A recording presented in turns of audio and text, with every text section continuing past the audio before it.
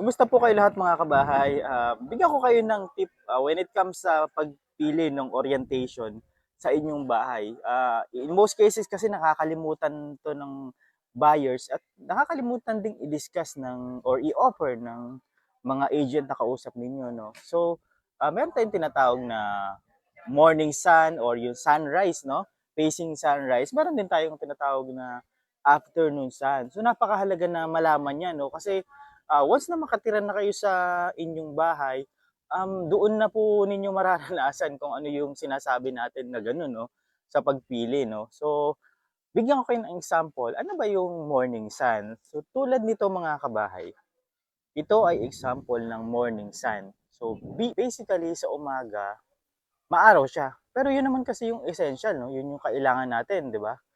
Yung init sa umaga. Yan. Ngayon, pag afternoon na, pag hapon na, ganito na yung mangyayari sa iyong bahay.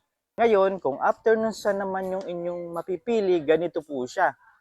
So sa hapon, mainit, makikita ninyo, no? So babad na babad sa init ng araw, sa sikat ng araw, yung inyong bahay, di ba? So prone yan sa pag ika nga dilapidate no, ng inyong pintura ng inyong exterior. At mainit talaga kasi syempre yung init niyan, papasok yan doon sa inyong mga pader at syempre tatagos yan doon sa loob.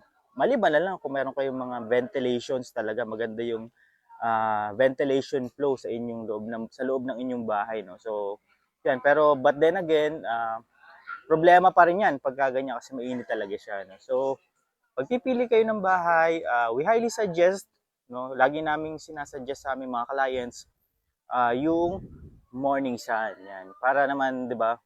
Ah, kumbaga, inassist mo na rin lang yung client, tinulungan mo na rin lang yung client. So, bigay mo na yung best para sa kanila, para pasalamatan kanila, 'di ba? Na napili nila yung ganito at inoffer mo sa kanila, mga kabahay. Alright.